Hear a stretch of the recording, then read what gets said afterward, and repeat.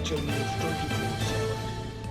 भाजपा ने हिमाचल में हो रहे 3 विधानसभा उपचुनाव के लिए 3 पूर्व निर्दलीय विधायकों को मैदान में उतार दिया है। 10 जुलाई को होने वाले चुनाव में देहरा से होशियार सिंह, नालागढ़ से केएल ठाकुर और हमीरपुर से आशीष शर्मा को भाजपा ने टिकट दिया है। शिमला में पत्रकार वार्ता के दौरान नेता प्रतिपक्ष जयराम ठाकुर ने कहा कि प्रदेश सरकार ने पूर्व निर्दलीय विधायकों के क्षेत्र को नजरअंदाज कर उनकी मांगों को पूरा नहीं किया। साथ ही उनके परिवार के खिलाफ कई तरह के मामले दर्ज करने की दिशा में कदम बढ़ाए, जिसके चलते विचार करने के बाद उन्हें भाजपा का दामन थामना पड़ा। उन्होंने कहा कि कांग्रेस सरकार ने समय रहते इन विधायकों का इस्तीफा स्वीकार किया होता तो करोड़ों रुपए खर्च कर फिर से चुनाव नहीं होते। जयराम ठाकुर ने कहा कि विधानसभा चुनाव की तीनों सीटों पर भाजपा जीत हासिल कर कांग्रेस को करारा जवाब देगी। लगभग 6 महीने से ज्यादा समय से जो एक राजनीतिक अस्थिरता का एक माहौल खड़ा हुआ है हिमाचल प्रदेश में,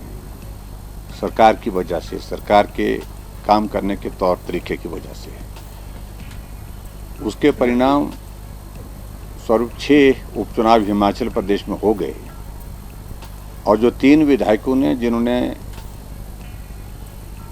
सरकार से नाराज होकर के, और नाराजगी की बात यह है कि जिस प्रकार से उनके क्षेत्र को नज़रअंदाज किया गया, उनकी बातों को सुना नहीं गया, माना नहीं गया, और उसके साथ साथ में जब राज्यसभा के सीट के चुनाव के लिए उन्होंने स्वतंत्र होकर के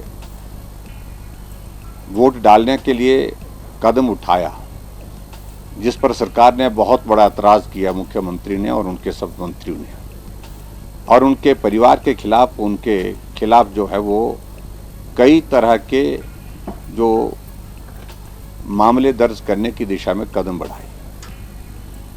और ऐसे में बहुत सारी चीज़ें इस प्रकार से हो गई। निर्दलीय विधायकों ने बहुत विचार करने के बाद एक फैसला लिया कि अगर ये प्रताड़ना का दौर इसी प्रकार से चलता रहेगा, सरकार को समर्थन देने के लिए हम पर दबाव बनाने के लिए जो प्रयत्न किए जा रहे हैं कांग्रेस पार्टी की ओर से, वो हम नहीं झेल पाएंगे। हम अपने क्षेत्र का विकास चाहते हैं, हम जनप्रतिनिधि होने के नाते स्वतंत्र होकर के अपनी बात रखना चाहते हैं, लेकिन ऐसे दबाव में ये संभव नहीं हो पाया है। और इस सूरत में उन्होंने कहा कि हम विधानसभा की सदस्यता से त्यागपत्र देते हैं, जिस त्यागपत्र को स्वीकार करने के लिए कांग्रेस पार्टी की सरकार ने विधानसभा अध्यक्ष के ऊपर दबाव डाल करके 3 महीने से भी ज्यादा का समय लगाया। अगर यही त्यागपत्र विधानसभा के अध्यक्ष महोदय जी ने समय पर स्वीकार कर लिए होते तो ये उपचुनाव की अलग से नौबत नहीं आती। ये उपचुनाव लोकसभा के चुनाव के साथ होते और हिमाचल प्रदेश के करोड़ों रुपए के, हिमाचल प्रदेश और चुनाव आयोग के माध्यम से जो खर्च होना है, करोड़ों रुपए की उसमें बचत होती। उन्होंने कहा कि प्रदेश में आए दिन आपराधिक घटनाएं बढ़ रही है, लेकिन मुख्यमंत्री कानून व्यवस्था की तरफ ध्यान न देकर अपनी कुर्सी बचाने में लगे हैं। नेता प्रतिपक्ष ने राजस्व मंत्री जगत सिंह नेगी द्वारा सीपीएस मामले में दिए गए बयान को लेकर कहा कि सर्वोच्च न्यायालय के फैसले पर गौर किया जाए तो जो विधायक सीपीएस नियुक्त किए गए हैं वो असंवैधानिक व गैर कानूनी है, इसलिए उनका जाना तय है। पिछले कल जगत सिंह नेगी जी बोल रहे थे, बहुत ज्यादा बोल रहे थे। हमने तो जजमेंट का जिक्र, हिमाचल प्रदेश हाई कोर्ट की जजमेंट का जिक्र नहीं किया। हमने तो जिक्र एक बात का किया कि सुप्रीम कोर्ट की जजमेंट सीपीएस के मामले में पहले आई है, हाई कोर्ट की जजमेंट्स भी आई है। अगर उस पर हम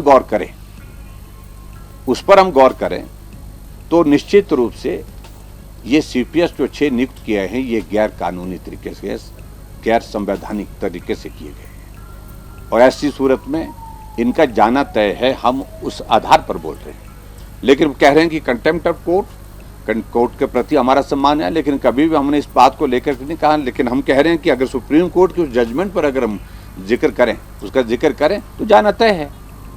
और मैं उम्मीद करता हूं कि बहुत जल्दी, क्योंकि इस सारे मामले को लेकर के बहुत लंबा अरसा हो गया है, अब क्योंकि जो जजमेंट रिजर्व है, हियरिंग दोनों तरफ से हो चुकी है सारी तथ्यों की, तो जजमेंट की उम्मीद कर रहे हैं हम। बहुत जल्दी जजमेंट जब आएगी तभी उस पर बात करेंगे। हिमाचल न्यूज़ 24/7 के लिए शिमला से सपना शर्मा की रिपोर्ट।